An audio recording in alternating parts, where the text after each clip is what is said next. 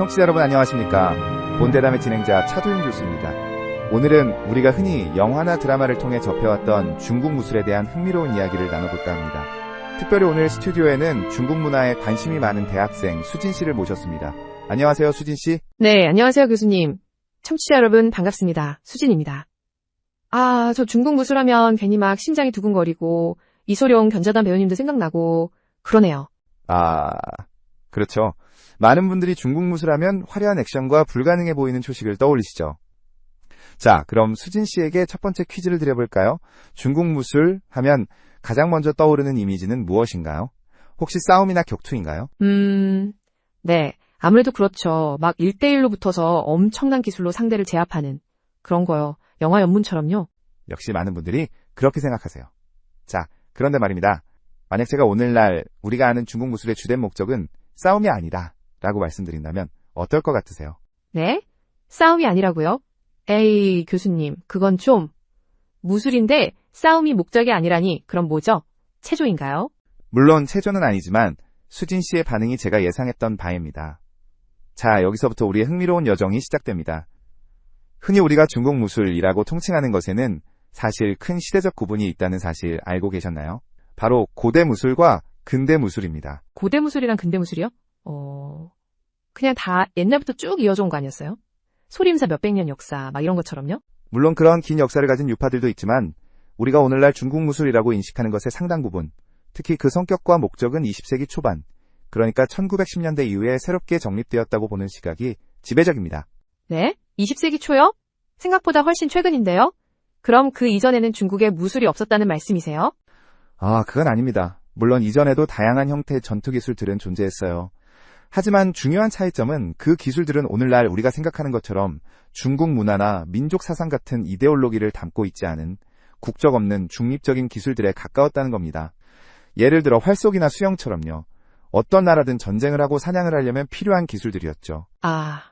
그러니까 옛날 무술은 지금 우리가 생각하는 그런 중국적인 느낌이 아니었다는 거네요? 그냥 싸우는 방법, 기술, 이런 거요? 정확합니다.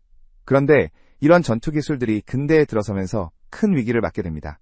바로 총포의 발달 때문이죠. 칼이나 창이 아무리 날카롭고 권법이 아무리 현란해도 총알 앞에서는 소용이 없어진 겁니다. 전투 기술로서의 효용성이 급격히 떨어지면서 이런 고대의 기술들은 사실상 유명무실해지고 사장될 위기에 처했던 거죠. 와, 듣고 보니 그렇네요. 영화에서도 보면 총 든 사람이 제일 세잖아요. 그럼 그 사장될 뻔했던 무술이 어떻게 지금 우리가 아는 모습으로 다시 살아난 건가요? 자, 바로 그 지점이 중요합니다. 20세기 초 중국은 서구 열강의 침략으로 단식민지 상태에 놓이게 됩니다. 국가적인 위기 상황이었죠. 이때 사장될 뻔했던 이 전투 기술들이 새로운 역할과 의미를 부여받으며 부활하게 됩니다. 바로 중국의 사상, 국수, 그리고 국채를 상징하는 이데올로기적인 무술로 다시 만들어지는 겁니다. 이전에는 단순히 싸우는 기술이었던 것이 이제는 중국적인 것, 민족의 혼을 담는 그릇으로 재탄생한 거죠. 정말 생각지도 못했던 이야기인데요. 그럼 고대 무술이랑 근대 무술은 목적 자체가 완전히 달라진 거네요? 그렇습니다. 고대 무술의 목적은 명확했어요. 전투와 싸움이죠. 하지만 근대 무술은 그 목적이 훨씬 다양해집니다. 단순히 싸워서 이기는 것이 아니라 건강 증진, 기공 수련, 국수주의 교육, 민족정신 함양, 사회통합, 나아가 문화적 상징으로서의 역할까지 수행하게 된 겁니다. 마치 무술이라는 하드웨어는 비슷한데 그 안에 담기는 소프트웨어가 완전히 바뀐 셈이죠. 와, 그럼 제가 영화에서 봤던 그런 화려한 동작들도 사실은 싸움보다는 다른 목적을 위해서 만들어졌을 수도 있다는 거네요? 물론 실전성을 완전히 배제한 것은 아니지만 그보다는 무술적인 내용을 가진 하나의 문화 콘텐츠로 발전했다고 보는 것이 더 정확합니다. 예를 들어 태극권 같은 경우 부드러운 동작으로 건강을 증진하고 심신을 단련하는 데 중점을 두죠. 물론 방어 기술도 포함되어 있지만 그것이 태극권의 유일한 목적은 아닌 겁니다. 교수님 말씀을 듣다 보니 제가 알던 중국 무술에 대한 생각이 와르르 무너지는 느낌이에요. 근데 그게 되게 재밌네요. 지적인 충격과 희열을 동시에 느끼시는군요. 좋습니다. 자, 그럼 한 걸음 더 나아가 볼까요? 이렇게 이데올로기적 상징으로 재탄생한 근대 중국 무술의 역할을 서양 문화에서 찾아본다면 어떤 것과 유사하다고 볼 수 있을까요? 혹시 스포츠나 격투기일까요? 스포츠? 올림픽의 무술 종목도 있으니까요. 아니면 UFC 같은 격투기? 물론 그런 측면도 있습니다만 근대 무술이 단순히 신체적 강인함이나 경쟁을 넘어 특정한 사상과 문화를 전파하고 공동체의 정체성을 강화하려 했다는 점을 생각해보면 조금 다른 비유를 떠올릴 수 있습니다. 사상과 문화를 전파, 공동체의 정체성 강화. 뭘까요? 감이 잘 안 오는데요.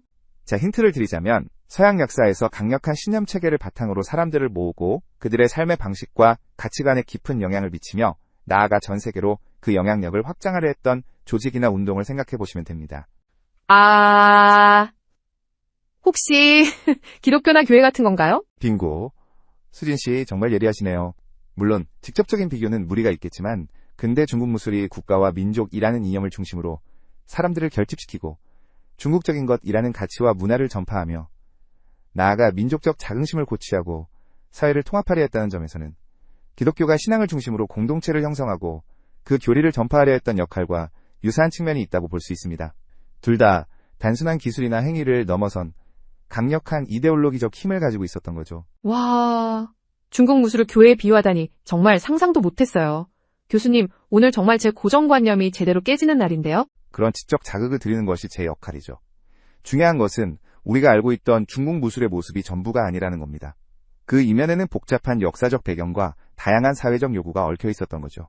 그리고 근대 무술의 다양한 목적들, 예를 들어 건강 증진이나 정신수양 혹은 문화적 표현 같은 것들은 결코 무술의 본령에서 벗어난 것이 아니라 시대의 변화에 발맞춰 무술이 새롭게 획득한 중요한 가치들이라는 점입니다. 교수님, 오늘 말씀을 듣고 나니 중국 무술이 훨씬 더 깊고 넓은 세계라는 걸 알게 됐어요. 단순히 싸움 잘하는 기술이 아니라 한 시대의 고민과 열망이 담긴 문화 그 자체였네요. 그렇습니다. 오늘 짧은 시간이었지만 수진 씨와 청취자 여러분들이 중국 무술과 더 나아가 동아시아 무술에 대한 새로운 시각을 갖게 되셨기를 바랍니다. 전투기술에서 출발하여 국수주의 이념과 문화로 포장하고 그리고 이제는 세계인이 함께 즐기는 문화 콘텐츠로 진화해온 중국 무술. 그 역동적인 이야기는 앞으로도 계속될 것입니다. 중국 무술, 아니 동아시아 무술은 이제 싸움이 아니라 건강, 문화, 사회통합 등 다양한 목표를 가지고 있다는 것을 알게 되었어요. 동아시아 무술이 전투와 싸움에서 벗어나 태극권과 아이키도에 이르면 이제 완전히 단순한 기술의 습득이 아니라 예술을 목표하게 됩니다. 기술이 예술의 영역으로 넘어간 것이 태극권과 아이키도죠. 이것에 대해서는 다음 내담을 준비하겠습니다. 오늘 준비한 이야기는 여기까지입니다. 함께해 주신 수진 씨 감사합니다. 저도 정말 유익하고 즐거운 시간이었어요. 다음에도 꼭 불러주세요. 감사합니다, 교수님. 중국에서 일어난 고대 무술과 근대 무술의 차이는 한국과 일본에서도 똑같이 일어났습니다. 한국은 그 시대가 20세기 초반이 아니라 1960년대였습니다. 이 이야기는 다음 편에서 찾아뵙겠습니다. 청취자 여러분, 다음 주에 더욱 흥미로운 이야기로 다시 찾아뵙겠습니다.